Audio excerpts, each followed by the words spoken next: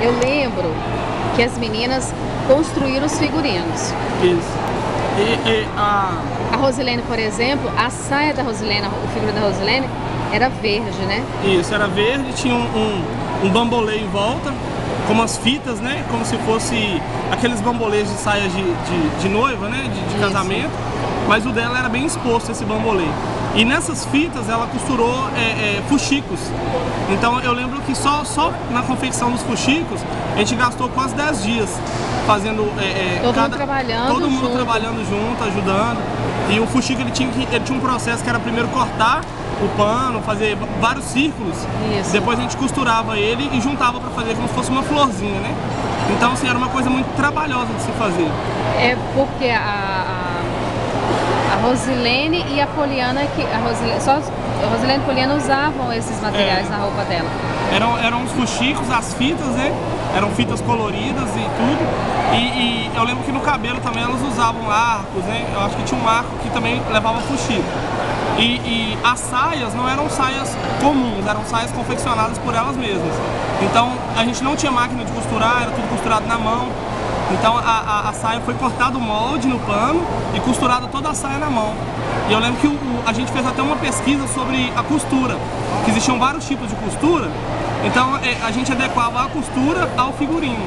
Então, por exemplo, o meu figurino, que era como se fosse um terno e tudo, a costura dele era toda exposta. Era uma costura maior, né, e com as linhas de crochê. Já o figurino delas, as costuras algumas não podiam aparecer. Então era uma costura mais fininha, feita por dentro.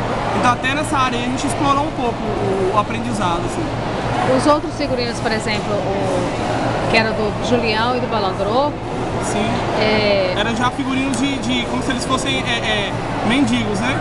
Então nós tivemos um trabalho de abrir buracos nos figurinos dele, além de ter costurado, abrir alguns buracos, remendar. E no caso o meu também levou tinta, né? Nós jogamos muito vestígios de tinta, né? Como se fosse uma figura assim de sujo, né? E tudo. Então nós usamos isso no meu e no deles também, no Julião e no Balandrô. Todos os três eram muito sujos assim. Então a gente não quis sujar o figurino, a gente quis sujar ele de uma forma mais cênica. Então a gente usou tinta e batom e tudo para poder estar deixando esse figurino com um aspecto mais de sujo. Maquiagem, né? Isso, usou bastante maquiagem no figurino mesmo. O próprio figurino. É tanto que tinha em um dos figurinos, que era do Julião, que era o Carlos. Não, do Balandrô, né? O Balandrô era o Carlos. Ele coloca alguns acessórios, brinquedinhos, lembra? Isso. Eu não lembro por que o Carlos colocou aqueles brinquedinhos. Ele colocou porque o personagem dele era mais infantil, assim, no caso. O espertalhão mesmo, o espertalhão mesmo era o do Valdicelli, que era o Balandrô mesmo, que era o que armava toda a trama, né? Então o personagem do Carlos era mais inocente. Então o Julião, ele era o mais bobo. Isso. Que era o Carlos. Isso. E o esperto, que era o Balandrô, era o Valdicelli. Era o Valdicelli. Então o esperto, que como ele tinha a maldade ali de armar o plano, de executar o plano e tudo, ele já era um personagem mais como se fosse assim, mais sério, né? Apesar de toda a estripulia do figurino. Mas o Carlos, por ele ser mais infantil, mais inocente, ele preferiu colocar brinquedos no figurino dele, como se fosse assim, um adulto com mente de criança. E até a cor do figurino também, ele era bem mais clarinho. Isso, era mais claro. Eu lembro que do Balandrô... A meia calça dele era laranja. Isso. A meia calça era laranja e a do outro era verde, a meia calça. Acho que era isso mesmo. O mais escuro. Isso. E todos dois usavam botinas, né? O Carlos usava uma touquinha como se fosse uma touquinha de frio. E já o Valdicelli usava o cabelo solto. O cabelo dele era bem volumoso, bem alto. E aquilo chamava muita atenção também das crianças, todo mundo estava assistindo. Eu, às vezes, que eu tinha... acho que eu usava chapéu. Eu usava chapéu, assim. Usava chapéu, um terno, uma gravata meia boca e um tarol. Porque o tarol que eu usava em cena, ele fazia todos os sons. Os sons de tapa, os sons de chute. Quando alguém caía, eu batia no tarol. Essa era a sonoplastia. A sonoplastia do espetáculo era toda feita ali. Né? A gente não contava com microfone, com caixa de som, nada. Até porque a maioria das vezes a gente chegava para apresentar 20 minutos antes de apresentar. Então não tinha tempo de montar nada, era chegar e fazer. Então assim, o nosso trabalho era esse, era chegar, descarregar a van, montar o cenário com 20 minutos e já começar a apresentar. Em rua, né? No meio da rua, todo mundo vendo o que estava acontecendo e tudo. Na frente do palco, onde o cantor... Onde o cantor apresentava. E o espetáculo, o grupo era e embaixo. Eu não me lembro da gente ter usado esses palcos, a gente sempre apresentava no chão, no meio do povo. No meio do povo. Realmente mesmo.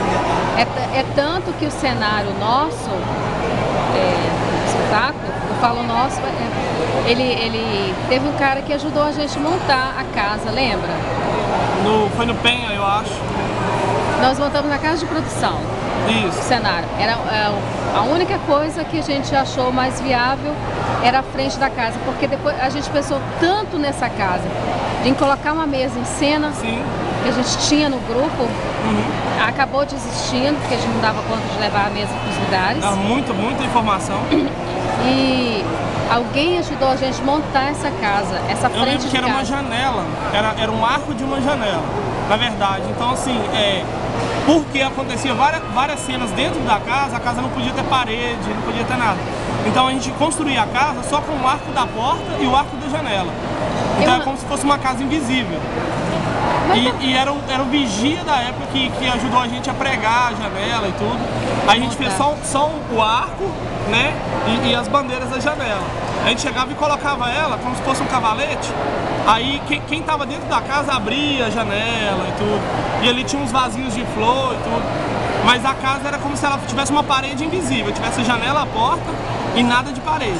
Eu lembro que a Marion, por exemplo, vamos colocar assim, ela abria a janela e jogava água mesmo no personagem. Jogava água nos mendigos que estavam dormindo ali embaixo. Nos meninos que passavam para bater na porta, chamar para pedir dinheiro. Então ela jogava água mesmo, o personagem jogava água. E foi essa janela que eles usaram para escutar que o pessoal da casa ia sair e ia deixar o pastelão esfriando em cima da mesa. Então a janela estava aberta, aí os meninos que faziam os mendigos ouviam o pessoal falar que ia deixar a casa vazia e o pastelão ia ficar em cima da mesa esfriando. Foi quando eles planejaram de roubar ele.